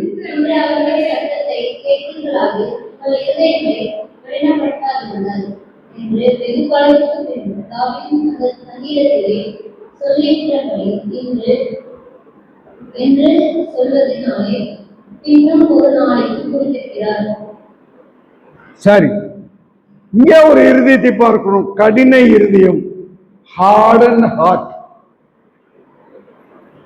இந்த ஹார்ட் அண்ட் ஹார்ட், ஸ்டோனியா கல்லான இருதயத்தை போலவே இந்த இருதயம் கொஞ்சம் ஹார்டா இருக்கும். அதான் கேட்பாங்க, கொஞ்சம் ஓரளவுக்கு இந்த சத்தியத்தை கேட்கலாம், ரைட். ஆனா கீழ்ப்படிதல் இருக்காது. கடின இருதயம் முழுவதும் கீழ்ப்படிய மாட்டாங்க. பிரதர் இருங்க பிரதர், இன்னைக்கு ஜெபம் பண்ணிட்டு போலாம், இன்னைக்கு இந்த ஊழியத்தை முடிச்சுட்டு போலாம், இந்த ஜெபத்தை முடிச்சுட்டு போலாம். எனக்கு வேற வேலை இருக்கு, வர்றேன் ஆனா எனக்கு வேற வேலை இருக்கு. ஏன்னா இங்க இருக்கிறதுக்கு பிரியம் இல்லை, இங்கேயே இருக்கணும், அப்பப்ப இருக்கணும். கடின இருதயம், ஹார்ட் அண்ட் ஹார்ட். அதாவது இஸ்ரேல் மக்களை குறித்து தான் சொல்லுகிறார்.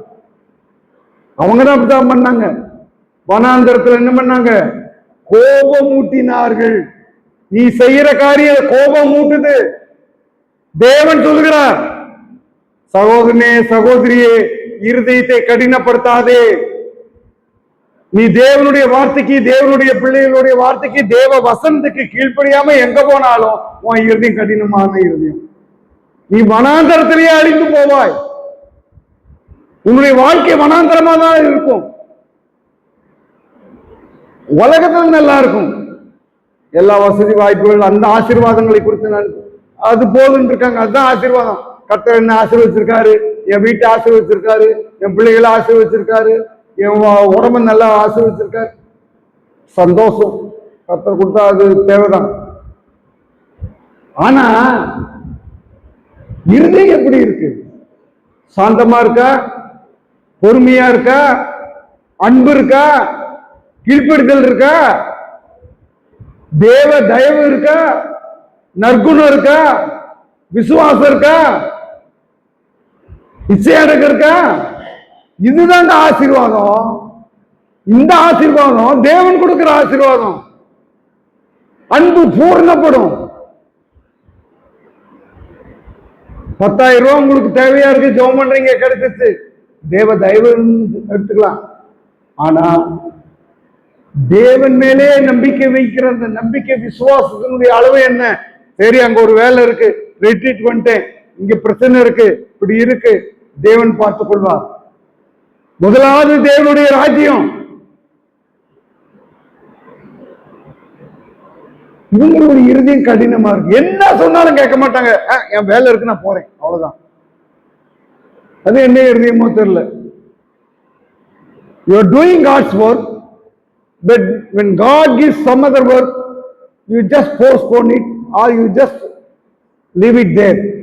அங்கேயே விட்டுட்டு போறது. அது என்ன ஆவின்னு தெரியல. கடின ஆவி, கடின இருதயம். என்ன வச்சு பிளாஸ்ட் பண்றதுன்னு தெரியல. இந்த உளியெல்லாம் வச்சு அடிச்சு உடைக்க முடியாது. இந்த கடின இருதயத்தை பிளாஸ்ட் பண்ணணும், டைனமைட் வைக்கணும். உன் இருதயம் உடையருக்கு ஆண்டவர் என்ன செய்ய போறாரோ தெரியல. இல்லன்னு என்ன ஆகும்? இஸ்ரேல் மக்கள் என்னானாங்க? யோசுவா காலேப் தவிர வேற யாரும் உள்ள போல. பிரதர், சகோதரனே, சகோதரியே, தேவனுடைய பிள்ளைகளே, உங்களுக்கு சொல்வது எனக்கும் சேர்த்துத்தான் சொல்லுகிறேன். நான் பரலோகத்திற்கு போக முடியாது. கடினமான இருதயம், உபதேசத்தை கேட்க கீழ்ப்படுதலே இல்லை. தேவனுடைய வார்த்தைக்கு கீழ்ப்படுகிற வார்த்தை பாருங்க. இது யாருக்கும் நினைக்காதீங்க, எனக்கு நான் எடுத்துக்கொள்கிறேன், நீங்கள் உங்களுக்கு என்று எடுத்துக்கொள்ளுங்கள். இன்னொரு இருதயத்தை பார்க்கலாம். பிரசங்கி 8ஆம் அதிகாரம் 11வது வசனம். சீக்கிரமாக வாசியுங்கள். பிரசங்கியின் புஸ்தகம் 8ஆம் அதிகாரம் 11வது வசனம்.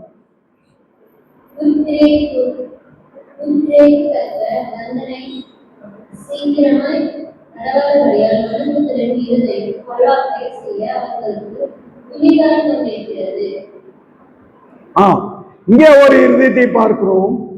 துணிகரமான இருதயம்,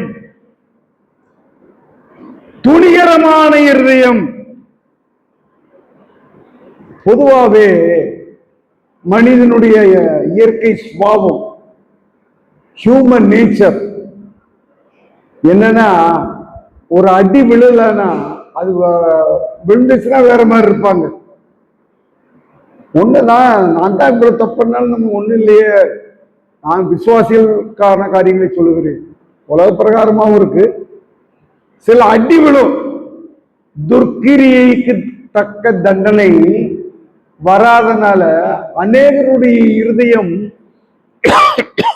பொல்லாப்பை செய்ய துணிகரம் கொண்டது. இதுதான் விசுவாசிகள் மத்தியில் நிறைய இருக்கு. ஒரு விசுவாசி எப்படி, ஒரு தாவீது தேவனுடைய பிள்ளையாக இருந்த விசுவாசி பாவம் செய்துட்டு பிற்பாடு பாவியினுடைய இருதயமாக மாறிவிட்டது. அந்த பாவியின் இருதயம் எப்படியெல்லாம் இருக்குங்கிறத தான் நான் ஒவ்வொன்றா சொல்லிட்டு இருக்கேன். ஆகவே தாவீதை போல ஆசீர்வதிக்கப்பட்ட, தெரிந்து கொள்ளப்பட்ட ராஜாவாக இருந்த நமக்கு துணிகரம் வந்துருச்சு. இன்னைக்கு துணிகரமான இருதயம் எனக்குள்ளே இருக்கிறதா என்பதை நாம் பார்க்க வேண்டும். மனித இருதயம் துணிகரம் கொண்டது. ஏன் தண்டிக்கப்படல?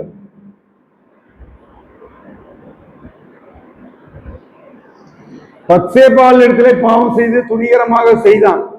தண்டனை பெற்றுட்டு பிற்பாடு அவன் அந்த பாவத்துக்கு நீங்கி இருந்தான். துணிகரமா செஞ்சான். விசுவாசிகள் துணிகரமாக இன்றைக்கு செய்து கொண்டிருக்கிறார்கள். இங்க என்ன செய்றீங்களோ எனக்கு தெரியாது, தேவனுக்கு தெரியும். இந்த மனசு இருதயம் என்ன செய்யும்னா, நம்மள நாம என்ன சமாதானப்படுத்திக்க, it's all right, I am doing, தேவனுடைய சித்தத்தை செய்கிறேன், தேவனுடைய காரியமா இருக்கேன் அப்படின்னு மனசு பேசு. நீ செய்யறது சரிதான் சொல்லும். அதை தேவன் சீர்தூக்கி பார்க்க வேண்டும். D.L. மூடி என்ற பக்தன் சொல்வார், வெயிட் அண்ட் வாண்டிங். தராசிலே நிறுத்தி நீ குறைய காணப்படுகிறாய். You go and to the balance of Lord God Almighty. தேவனுடைய தராசுல போய் நில்லுப்பா. அங்க உன்ன வெயி. அந்த கல் கீழே போதா, அடுத்த தட்டு கீழே போதா, சமமா இருக்கான்னு அவர் சீர்தூக்கி பார்ப்பார். யாரை குறித்து சொல்கிறாரோ தெரியாது. ஏன் இருதயம் துணிகரமா இருக்கான்னு பார்க்கணும். உபவாச ஜெபத்துக்கு வர்றதுக்கு, பிரேயர் மீட்டிங் வர்றதுக்கு, ரிட்ரீட் வர்றதுக்கு, தேவ செய்தி கேட்பதற்கு பதிலா அந்த நேரத்துல உங்களுக்கு தெரிஞ்சும் வேற இடத்துக்கு துணிகரமா போனீங்கன்னா அது ஆசீர்வாதமா இருக்கவே இருக்க முடியாது. சுத்தமா உங்களால கைகால் வழங்காம கோமா ஸ்டேஜில் இருந்தா பரவாயில்ல, அப்படிதான் சொல்ல வேண்டியதா இருக்கு. சற்று கடினமாக சொன்னால் அதை பொறுத்துக் கொள்ளும். தெய்வ வசனம் என்றைக்கு யாருக்கு என்ன ஆகும் தெரியாது. சொல்ல வேண்டியதை சொல்ல வேண்டும். உன் இருதயம் துணிகரமா இருக்குன்னு தேவன் சொல்றார்.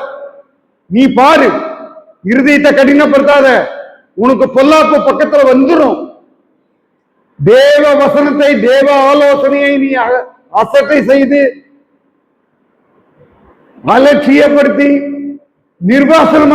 நிர்விசாரமா இருந்தீனா உனக்கு தண்டனை வரும், தண்டனை வரும், தண்டனை வரும். எழுதி வச்சுக்குங்க. தேவனுக்கு விரோதமாய் நீ போய்கொண்டிருக்கிறாய். எந்த சகோதரன் போறீங்களோ, சகோதரி போறீங்களோ, கூட்டமா போறீங்களோ, தனியா போறீங்களோ, துணிகரம் கொள்ளாது. அது துர்க்கிரியை என்று தெரிந்தும் தெரியலன்னா ஆண்டவர் முன்னத்த வரைக்கும் வெயிட் பண்ணு. தெரிஞ்சிருச்சா அநேகர் ஏன் வரமாட்டேங்கிறாங்க? அதுதான் காரணம். இருதயத்தை சரிப்படுத்தணுங்க. It's a heart operation. Heart surgery அவ்வளவு ஈஸியா? இப்ப கொஞ்சம் ஈஸியா வருதுங்கிறாங்க. ஆனாலும் என்ன சொல்றாங்க, கையெழுத்து வாங்கிடுறாங்க. ஆபரேஷன் பண்ணும் போதோ பண்ணி முடிக்கிறது அந்த பீரியட்ல, டிரான்சிஷன் பீரியட்ல ஏதாவது ஆனாக்க டாக்டர்கள் பொறுப்பு இல்லை. சர்ஜரி அப்படித்தான் இருக்கும். ஒரு பாவியினுடைய இருதயம் சர்ஜரி பண்ணலன்னா அவன் சுத்தமாக மாட்டான். சுத்தமாகலன்னா ஆசீர்வதிக்கப்பட மாட்டான், பாக்கியவானா இருக்க மாட்டான். பாக்கியவானா இல்லையா அவன் தேவனை தரிசிக்க மாட்டான். தேவ தரிசனம் இருக்காது. தேவ தரிசனம் என்ன? தேவ பிரசன்னம். உன்னுடைய ஆவி தேவ ஆவியோடு இருக்கும். உனக்குள் இருப்பது தேவனுடைய ஆவி என்று அநேகரால் சாட்சி சொல்ல முடியாது. என்ன ஆவி இருக்குன்னு பாருங்க. இன்னைக்கு துணிகரமான ஆவி, துணிகரமான இருதயம். துணிகரமான இருதயம் பாவம். இருதயம் துணிகரமா இருக்கா? ஒரு பாவியினுடைய இருதயம் அப்படிதான் இருக்கும். சோ எவ்ரிடே செக்அப் பண்ணுங்க. எவ்ரிடே நம்ம எப்படி பிளட் டெஸ்ட் பார்த்துட்டு தான் போறோம். இங்க வர்றதுக்கு முன்னால கூட பிளட் டெஸ்ட் பார்த்துட்டு தான் வந்தேன். பல காரியங்களிலே டெஸ்ட் பண்ணாங்க. சார் பார்த்துக்கிறது நல்லது, உங்க நிலைமை பார்த்துக்கிறது நல்லது.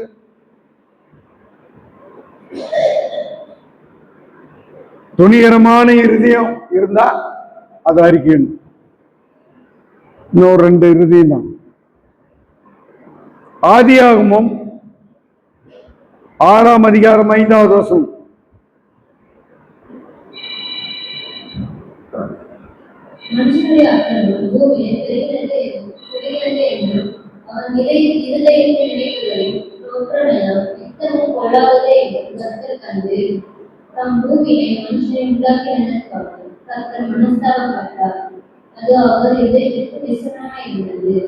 தேவனை விசனப்படுத்துகிற இருதயம்,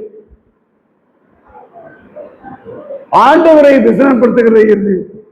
ஏன்னா நினைவுகளின் தோற்றமே அப்படிதான் இருக்கு. யுவர் தாட்ஸ், இந்த மைண்ட் இருக்கே, மனது, நம்ம மனசுன்னு சொல்றோம். It's a gates to the heart. நம்முடைய மனம், மனசாட்சி அல்லது நம்முடைய சோல், ஆத்மா தேவனுக்கு பிரியமா இருக்கணும். அதை தடுக்கக்கூடிய ஒரு காரியத்தை தான் நாம் இப்பொழுது பார்த்தோம். இருதயத்தின் நினைவுகள் எல்லாம் கர்த்தருக்கு பிரியமா இல்ல, நித்தமும் பொல்லாததா இருக்கு. பார்த்த உடனே கண்டுபிடிச்சிடுறாங்க.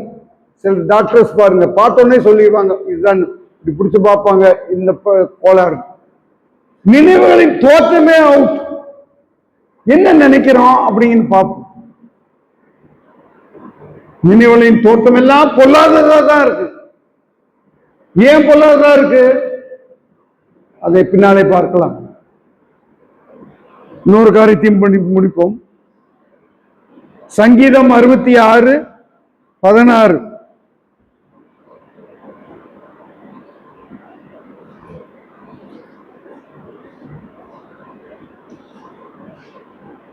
சங்கீதம் 66:16 வாசிங்க. 11:15 நான் முடிக்கணும். என் இருதயத்தில் 66:16 என் இருதயத்தில் அக்கிரம சிந்தை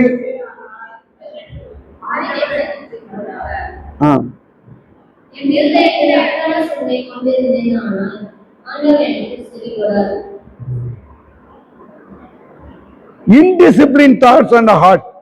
அக்கிரம சிந்தையுள்ள இருதயம். The heart is completely filled with evil thoughts. எல்லாமே ஈவிலா இருக்கும். அக்கிரம சிந்தை, கிரமமான சிந்தை, டிசிப்ளின்ட் தாட்ஸ் இருக்கணும். Disciplined thoughts thinking. நம்முடைய மனத நினைவுகள் வர்றதெல்லாம் ஒரு டிசிப்ளினா இருக்கும். நீங்க கேள்விப்பட்டிருப்பீங்க, அடிக்கடி ஒருவேளை நான் சொல்லியிருப்பேன், நீங்களே சொல்லியிருப்பீர்கள் பிரசங்கத்திலோ அல்லது ஷேர் பண்ணும் போதோ. நம்ம தலைக்கு மேல எவ்வளவு பறவைகள் வேண்டுமானாலும் பறக்கலாம், ஆனா தலையில கூடு கட்ட விடக்கூடாது. நம்ம தலையில கூடு கட்ட விட்டோம்னாக்கதான் அது கோளாறு. என் இருதயத்தில் அக்கிரம சிந்தை, சிந்தையில தான் இன்னும் நாம அக்கிரமம் பண்ணல. David fell down first in his thought. பார்க்கிறான், நினைக்கிறான், முடிஞ்சது. பிளான் பண்றார், அனுப்புறார். அக்கிரம சிந்தை இருந்தா நீ அவுட் ஆவிக்குரிய வாழ்க்கையில. சகோதரனே உணர்வடையுங்கள், சகோதரிகளே உணர்வடையுங்கள். யாருக்கு ஆண்டவர் சொல்றாருன்னு தெரியல, நான் எனக்கு எடுத்துக்கொள்கிறேன், நீங்கள் யாருக்கு எடுத்துக்கொண்டாலும் சரி. full of wicked thoughts. இன்னொரு வசனத்தை வாசித்து முடிப்போம். நீதிமொழிகள் 28:26. அடுத்தது பிரசங்கி 9:3 வாசிங்க.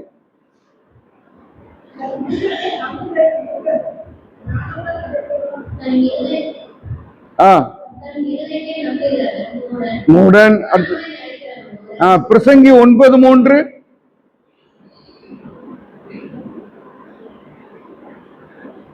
பிரசங்கி 9:3.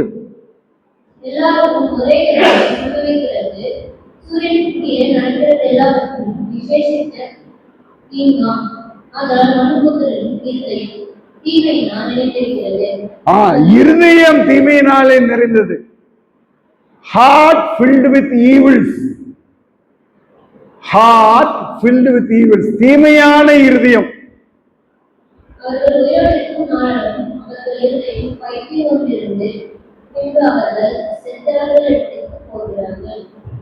இன்னொரு வசனத்தையும் வாசிங்கள். நீதிமொழிகள் 16:9. நீதிமொழிகள் 16:9.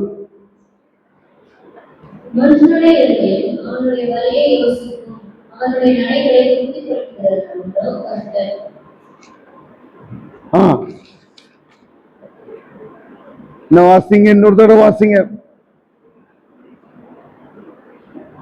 மனித நீதிமொழி 16:9.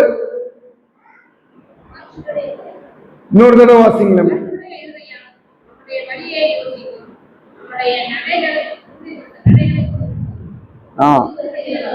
மனுஷனுடைய இருதயம் தன் அழிவை யோசிக்குமா? வழியை யோசிக்கணும். வழியை வழிங்கிறது என்ன? வே, பாத், பிளானிங், போறக்கூடிய பாதை. என்ன திட்டமிடுறீங்களா? பிளானிங். இதை யோசிக்கும். ஏதாவது என்னன்னா சுயம் ஆளுகை செய்யும். இதயத்திலே சுயம் இருக்கிறது. இதுதான் எல்லாத்துக்குமே ஒரு காரணம் தான்.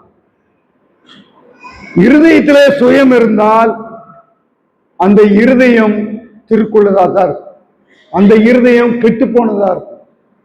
கெட்டு போனதை ரட்சிக்க ஆண்டவர் வந்தார்.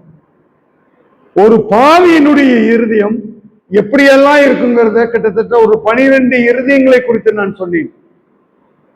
ஒரு இருதயத்துல 12 பதிவு. இது குறைவு தான், இன்னும் நிறைய இருக்கு, பயந்துராதீங்க. இதோட முடிக்கிறவன் 12 விதமா அதை பிரிக்கலாம்.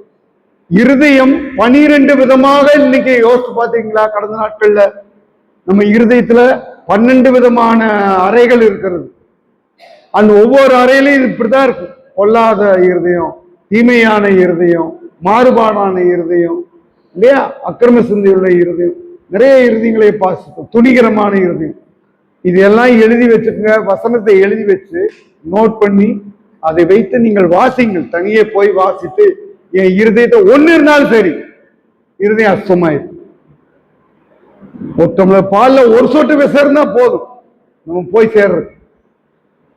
ஒரு பாவியினுடைய இருதயத்தை உங்களிடத்திலே படம் பிடித்து காட்டி இருக்கிறேன். தேவன் காட்டி இருக்கிறார். வேதத்தினுடைய கண்ணாடி முன்னாலே நீங்கள் நிற்கும் போது 12 காரியங்களும் இருக்கலாம், 11 இருக்கலாம், 1 இருக்கலாம், 2 இருக்கலாம், கட்டாயம் இருக்கும். ஏதாவது ஒண்ணுல நம்ம மாட்டிப்போம். இந்த வருஷத்துல யோசித்து பார்ப்போம். கர்த்தர் நம்முடைய இருதயத்தை சுத்திகரிக்கும் போதுதான் பாக்கியவானாக முடியும். அதனுடைய காரியங்களை எல்லாம் தேவன் நமக்கு சித்தமான அடுத்த செய்தியிலே கொடுப்பார். நாம் ஜெபிக்கலாம்.